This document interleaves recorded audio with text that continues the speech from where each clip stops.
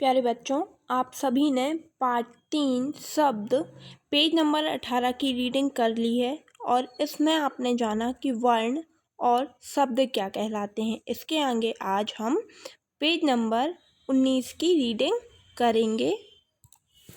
वर्ण और शब्द को जानने के बाद हम पढ़ेंगे पद। पद क्या होते हैं, चलिए हम पढ़ते हैं। जब शब्दों का प्रयोग वाक्य में किया जाता है तब वे पद कहलाते हैं। मतलब जब शब्दों का प्रयोग वाक्य में किया जाता है तब वे पद कहलाते हैं। मतलब वाक्य में प्रयुक्त होने वाला प्रत्येक शब्द जिसका कुछ अर्थ होता है वह क्या है, पद है। जैसे मैं खेल, ये क्या है, शब्द। मैं खेलूँगा, ये क्या बन गया, ये एक वाक्य बन गया। अब खेल शब्द का रूप खेलूँगा पद बन गया है। ये मैं खेल, ये किसी को समझ में नहीं आएगा, ये सिर्फ दो शब्द हैं। जब इन्हें हमने एक वाक्य बनाया, मतलब मैं और खेल का मतलब यहाँ पे हमने इसका वाक्य बनाया, मैं खेलूँगा, तो अब ये इसके शब्दों का क्या हो गया, ये पद कहलाएंगे। खेलूँगा क्या हो गया, खेल से खेलूँगा हो गया, तो ये हो गया पद। इसके बाद हम सभी पढ़ेंगे शब्द भेद। अर्थ के आधार पर शब्द के दो भेद होते हैं।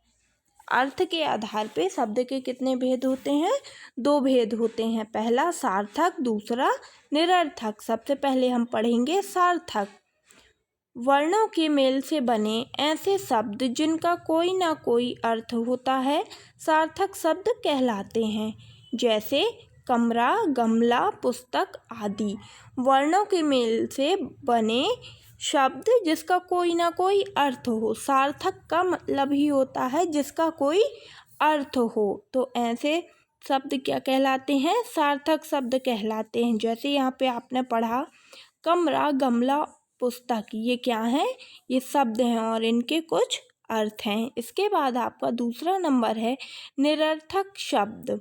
वर्णों के मेल से बने ऐसे शब्द जिनका कोई अर्थ नहीं होता निरर्थक शब्द कहलाते हैं। जैसे रकमा, मगला, कस्तपु आदि। मतलब वर्णों के मेल से ऐसा शब्द बना दो जिसका कोई अर्थ ही नहीं होता है, तो वो क्या कहलाएगा, निरर्थक शब्द। निरर्थक का मतलब होता है बिना अर्थ वाला, तो ये क्या होते हैं, निरर्थक शब्द। जैसे आपने यहाँ पे पढ़ा रकमा, मगला, इनके कोई भी अर्थ नहीं होते हैं। शब्दों के भेद अन्य आधारों पर भी किए जाते हैं, उनके विषय में अगली कक्षाओं में पढ़ेंगे। शब्दों के भेद हैं वो और भी अन्य आधारों पर किए जाते हैं, लेकिन अभी आपकी छोटी क्लास है कक्षा 4, तो ये आपको अभी नहीं है, ये आपका पढ़ेंगे अगली क्लास में पढ़ेंगे। शब्द के विविध रूप शब्द भंडार शीर्षक के अंतर आगे दिए गए हैं। यहाँ हम देखेंगे शब्द रचना।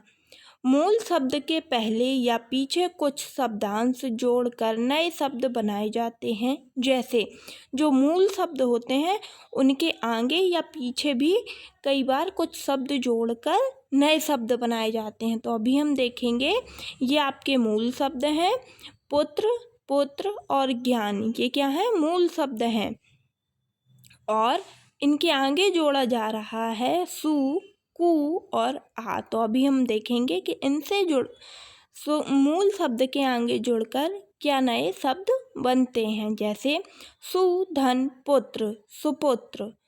कु धन पुत्र, कुपुत्र। आ धन ज्ञान, अज्ञान।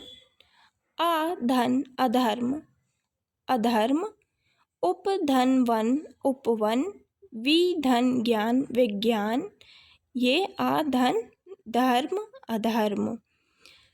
तो यहाँ आपने देखा कि किस तरीके से कुछ मूल शब्दों में कुछ नए शब्द आगे जोड़कर नए शब्द को बना रहे हैं। और पेज नंबर 19 में आपने पढ़ा पद क्या कहलाते हैं और सार्थक और निरर्थक शब्द जो कि शब्द के भेद हैं। इसके आगे की रीडिंग आप पेज नंबर 19 की अगले वीडियो में करेंगे। तो तब तक आप इस पेज की रीडिंग करिए और पद एवं सार्थक शब्द और निरर्थक शब्द समझिए।